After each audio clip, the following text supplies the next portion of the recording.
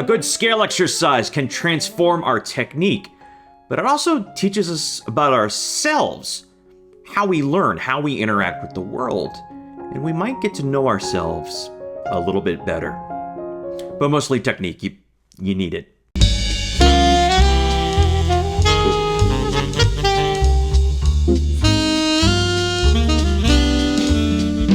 Hi, and welcome to the Saxophone Academy. I'm Dr. Wally Wallace, and if you're interested in saxophone masterclasses and product reviews, please do subscribe and be sure to hit the like button to unlock the 13th major scale. Now today, we're working on one of my favorite scale exercises that's going to work us out in all 12 keys in a very interesting and efficient fashion. And this is going to be effective in studying both the classical and jazz idioms. It's something I recommend you learn, and you can practice it for the rest of your life. So before we go any further, let's just have a listen and a look at this exercise in its entirety.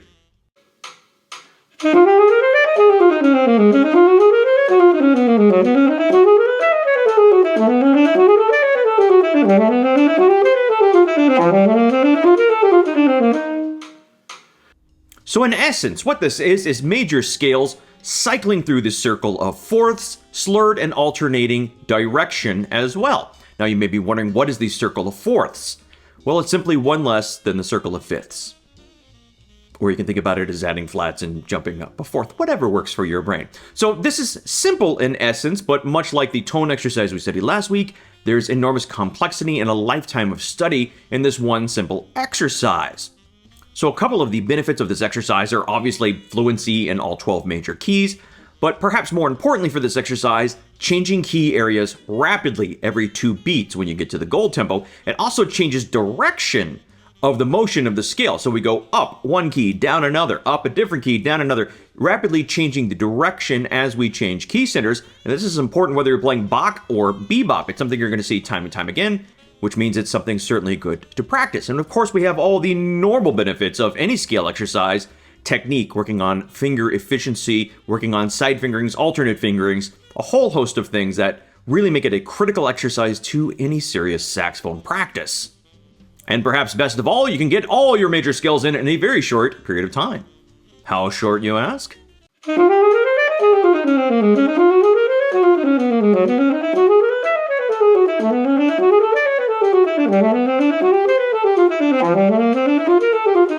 11 seconds. You've got 11 seconds, Johnny. Use it wisely. So how do we go about practicing this exercise, or learning it for that matter? Well, first things first, let's make sure we're doing it slurred. We can add articulation patterns later, but articulation can mask an inefficiency of technique. So when we're learning a scale or full range scales, as I teach as well, we do it slurred first to make sure we have an efficiency of motion, no blips or gaps between the notes, which sometimes an articulation can mask. So practice this slurred all the way through. Second, instead of trying to go through the entire exercise again and again, learn each key area, each scale, landing on the first note of the next one. Do that one at a time, little building blocks, little rungs of the ladder we can cling to as we climb. So one key, landing on the downbeat of the next scale.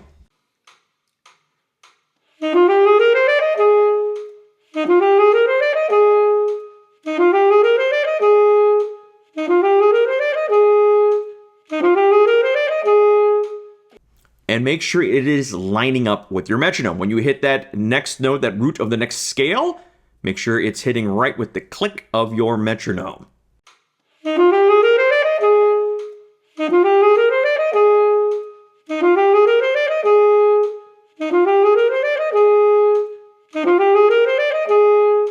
Now, once you have one scale or key area mastered, add another, and then make it cumulative. Progress as you go.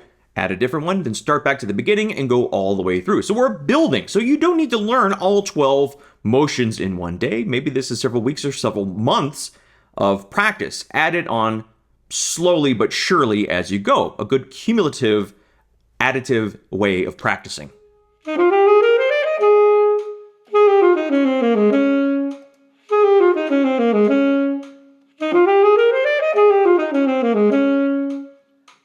Third, make sure we're practicing these with optimal fingerings, which I'm going to show you in just 1 second. Now, this is a great chance to practice our side keys, our alternate fingerings. Hear me well. The point of this exercise is not to play this exercise. What I mean is a training exercise. We're using the alternate fingerings as part of the training for later application. And this is where we need a little bit of trust. Sure, you can play this using your more commonly used fingerings, but this is training for future use. As someone who has studied a vast literature of saxophone in many idioms and styles, I can tell you, if it weren't useful, I wouldn't teach it. From Bach to bebop, there are going to be times when these alternate fingerings are useful. Use this as a training tool to get to that point where you have fluency using these keys. If you want to argue about alternate fingerings, absolutely go ahead. I'm not going to engage. And there's some great internet forums where a perfectly good hobby goes to die.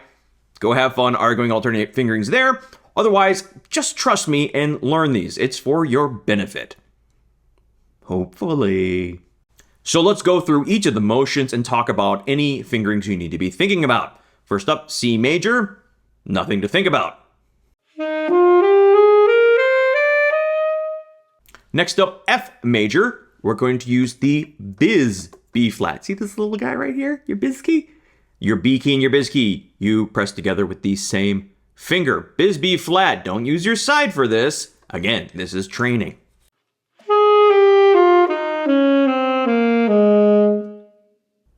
B flat. Again, use the biz key.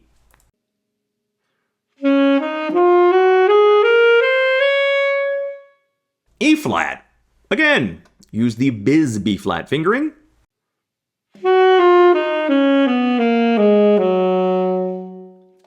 A flat. Again, the biz B flat fingering. Are you seeing a pattern here?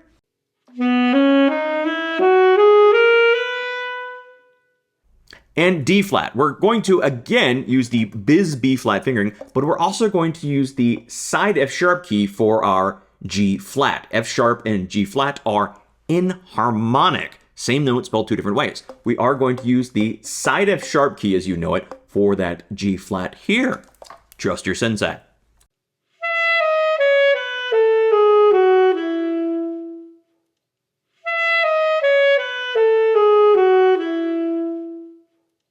F sharp. We're going to start on the normally fingered F sharp. Use the side A sharp / B flat fingering, but we're going to end on the side F sharp fingering.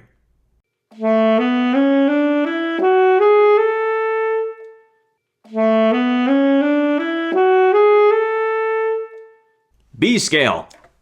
Side B flat. A sharp as it's actually used in the scale, but we know it as our side B flat fingering. Side B flat A sharp in this scale.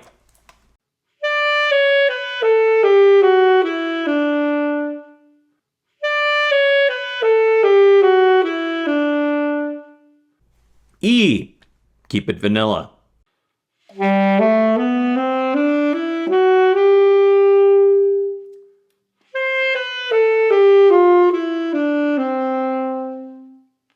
D. No side keys. And G. Bring it on home with nothing special.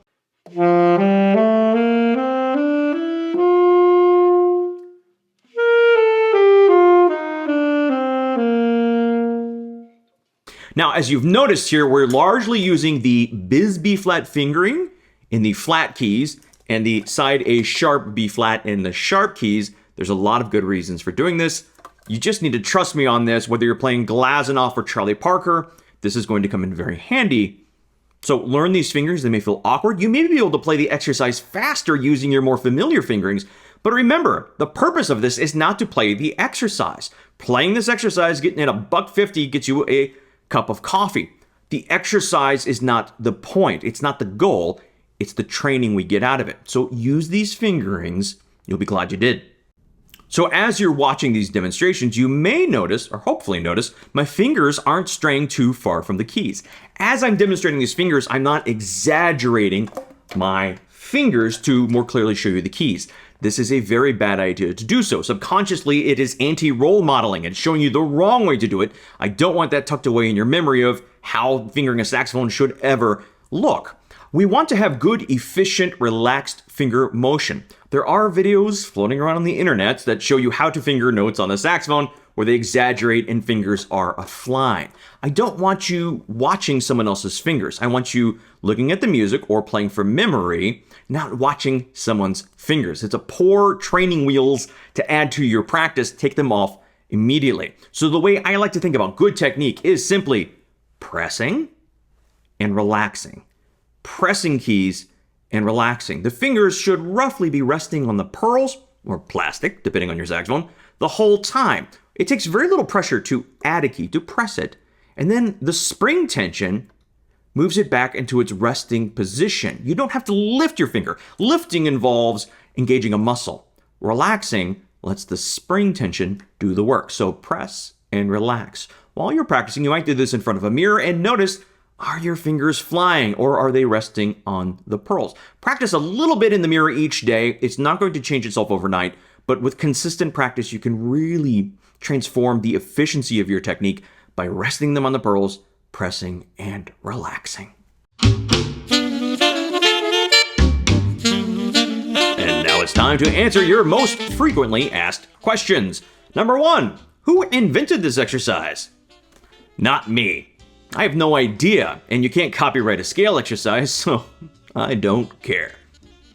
Question number 2, when should I start learning this exercise? Should I learn all 12 major scales first?